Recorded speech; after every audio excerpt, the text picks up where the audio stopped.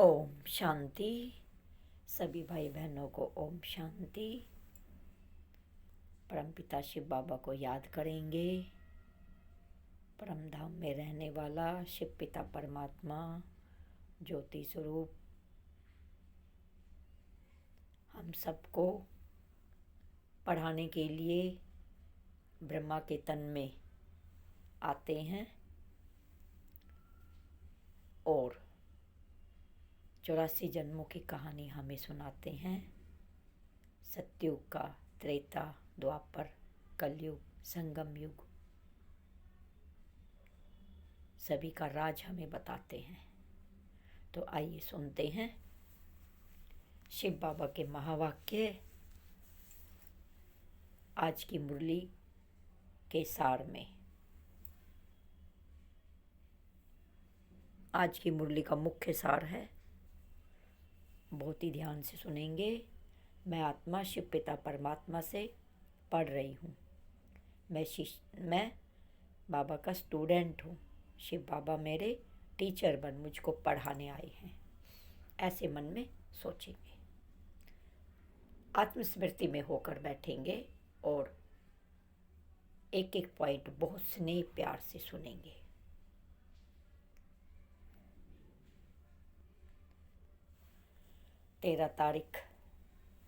तेरह दिसंबर की मुरली का सार है।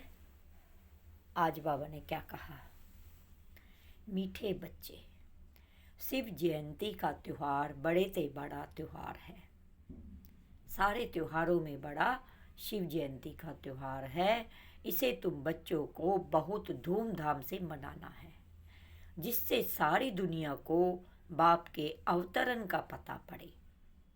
बाबा ने क्या कहा कि सभी को बताओ, सभी तुम्हारे अपने बहन भाई हैं, नहीं तो फिर उलाना देंगे वो तुम्हें कि बाबा आप कब आए धरती पर, हमें तो पता ही नहीं पड़ा।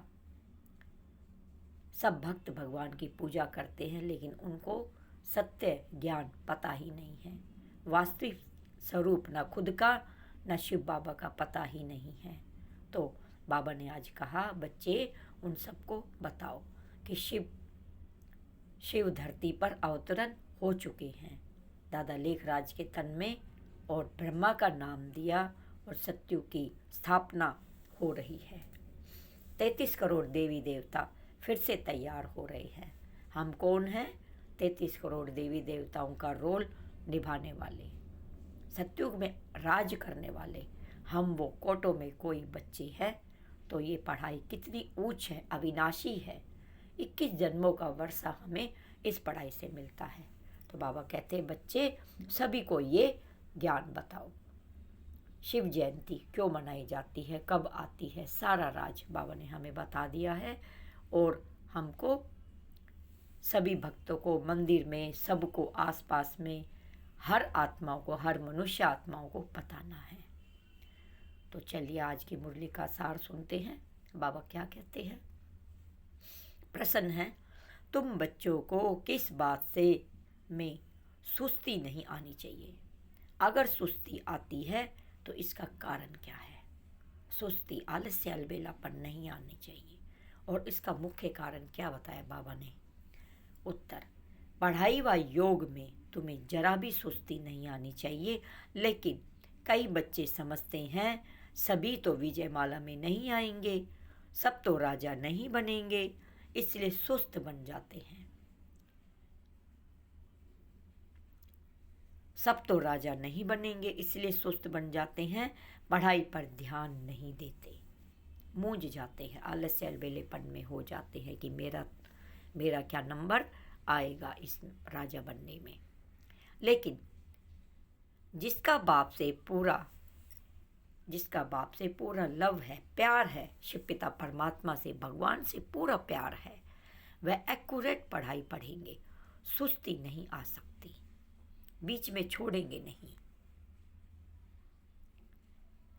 तो ऐसे बच्चे बाबा के दिल तक नशी बच्चे होते हैं, जो रेगुलर पढ़ाई करते हैं, सेवा में तत्पर हाजी का पाठ निभाते हैं और बाबा का शिव जयंती, शिव संदेश सबको सुनाते हैं। ये प्रभु संदेश, शिव संदेश है। सबको सुनाते हैं कि शिव का अवतरण कब और कहाँ हुआ और अब क्या करना है। तो वो लाडले सपूत बच्चे बाबा के दिल तक नशी बच्चे, नूरे रतन सपूत बच्चे बनते हैं। धारणा के लिए मुख्य सार, ये हमें धारण करना है, हमारे लिए होमवर्क है, जीवन में ज़रूर अप्लीमेंट करना है, लंबे समय का पुरुषार्थ करना है, अभ्यास करना है। दे अहंकार छोड़ दे अभिमानी बनना है। किसी को दे अहंकार हो जाता है, मैं बहुत सुंदर हूँ, मेरी जो है पद पोजीशन इतनी बड़ी है, अहंकार हो जाता है, तो उसको ये सब छोड़ना है। देह अभिमानी आत्मिक स्थिति में, आत्मिक रूहानियत में रहना है। अपनी सेवा दूसरों से नहीं लेनी है, माँ बाप से रीस नहीं करनी है, उनके समान बनना है। रीस करनी है शिव बाबा के गुणों को धारण करने में, रेस करनी है और रीस करनी है, उन गुणों की रीस करनी है, बाप समान बनने की रीस करनी है। बाप कोई भी भगवान नहीं हो सकता, जैसे कि भक्ति मार्ग में बताया गया है, आत्मा ही परमात्मा है, आत्मा सो परमात्मा। कितने धर्म में ग्रंथों में बताया गया है कि एक एक हृदय में आत्मा का वास, परमात्मा का वास है। ये गलत है। हृदय में परमात्मा की याद है, हृदय में परमात्मा का प्यार है, इसलिए वो बार बार याद करती है। दुखी होते हैं तो अपने पिता को ही याद करते हैं, भगवान को ही याद करते हैं, लेकिन वो भगवान नहीं है। अगर भगवान होते तो फिर धरती पर कितने मनुष्य आत्माएं हैं, कितने करोड़ों की संख्या में, तो सभी भगवान हो जाते। तो ऐसा कहना मिथ्या है, झूठ है। तो शिव पिता परमात्मा परम धाम के वासी हैं, छठे तत्व में रहते हैं, शांति के सागर है, आनंद के सागर है, प्रेम के सागर है, पवित्रता के सागर है, और हम उनकी संतान हैं। वो सर्वशक्तिमान, हम मास्टर सर्वशक्तिमान। तो उनके गुणों को धारण करेंगे तभी मास्टर सर्वशक्तिमान बनेंगे, तभी उनके गुण हमारे अंदर आएंगे जब हम मेहनत करेंगे, राजयोग मेडिटेशन करेंगे और बाबा के बताई हुई श्रीमत का पालन करेंगे। वरदान है, सने की शक्ति द्वारा मेहनत से मुक्त होने वाले परमात्म स्नेही भव। जो भगवान के स्नेह में, भगवान के प्यार में लीन रहती है, उसको कोई मेहनत करने की जरूरत नहीं होती। उसके लिए सब सहज हो जाता है। जितना भगवान से प्यार, इतना वो बाबा की बात, भगवान की बात को मानता चला जाएगा। स्नेह की शक्ति मेहनत को सहज कर देती है, आसान कर देती है, होता चला जाता है, कोई कठिनाई, कोई तकलीफ नहीं आती है। जहाँ मोहब्बत है वहाँ मेहनत नहीं होती, मेहनत मनोरंजन बन जाती है। भिन्न भिन्न बंधनों में बंधी हुई आत्माएं मेहनत करती हैं, लेकिन परमात्मा स्नेही आत्माएं सहज ही मेहनत से मुक्त हो जाती है। यह स्नेह का वरदान सदा स्मृति में रहे, तो कितनी ही बड़ी परिस्थिति हो, कितना ही बड़ा संकट हो, प्यार से, स्नेह से परिस्थिति रूपी पहाड़ को परिवर्तन हो, पानी के समान हल्का बन जाती है। बाबा के ऊपर दृढ़ निश्चय, दृढ़ विश्वास, प्यार में भाव विभोर, स्नेह में लीन, तो हर परिस्थितियाँ छोटी लगेंगी और वो रुई की तरह छूमंतर हो जाती है। पहाड़ रूपी समस्या रुई की तरह बनती है और वो उड़ जाती है। स्लोगन है, सदा निर्विघ्न रहना और दूसरों को निर्विघ्न बनाना, यही यथार्थ सेवा है। भावार्थ है, हमें विघ्नों से नहीं घबराना है और ना ही दूसरों के लिए विघ्न बनना है। कोई समस्या खड़ी करनी है दूसरों के लिए तो हमें हल्के बनना है, अपनी परिस्थितियों को परमात्मा के स्नेह में पार रूपी समस्याएं कैसी भी हो उनको सहज रूप से निवारण कर दूर करना है और सबकी विघ्नों को सहज रूप से निवारण करना है। यही यथार्थ सेवा है। तो विघ्नों से कभी घबराना नहीं है।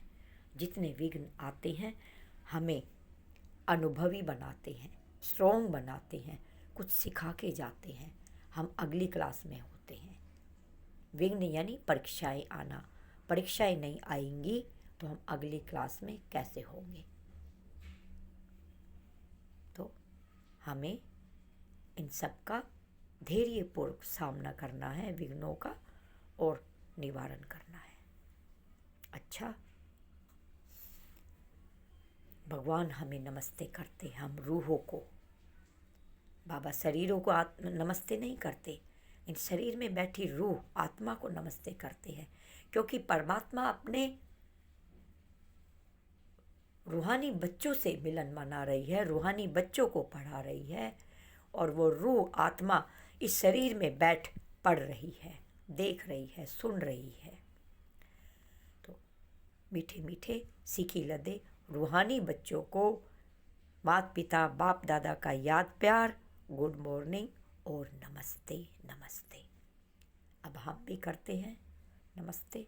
हम रूहानी बच्चों की, रूहानी माता पिता बाप दादा को याद प्यार, गुड मॉर्निंग और नमस्ते नमस्ते।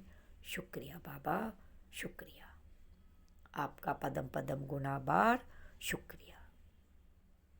सभी भगवान को शुक्रिया करेंगे, शिव बाबा भोले भंडारी का शुक्रिया करेंगे। हमें कैसे कोटों में कोई बच्चे जो हमें उनको हमें चुन लिया है बाबा ने। हम कितने भाग्यशाली हैं। भगवान के दिव्य रतन और दिव्य बोल सुन रहे हैं, ये पढ़ाई पढ़ रहे हैं, और इस पढ़ाई को जीवन में धारण करना है। बाबा का लाडला सपूत बच्चा जरूर बनना है। अपनी सभी कमी कमजोरियों को साक्षी रूप से देखना है और उन पर पुरुषार्थ मेहनत करनी है, उनको दूर करने में। क्रोध को जीतना है, लोभ को जीतना है, अहंकार को जीतना है, द्वेष भावना, सब कोई भी किसी भी प्रकार का विकारी किचड़ा अंदर में नहीं रहना चाहिए। तभी हम सतो प्रधान बन पाएंगे। देवी संस्कार, शिव बाबा के गुण संस्कार हमारे अंदर आ पाएंगे। सच्चे और ईमानदार बनेंगे। सच्चे सांप पर सच्चे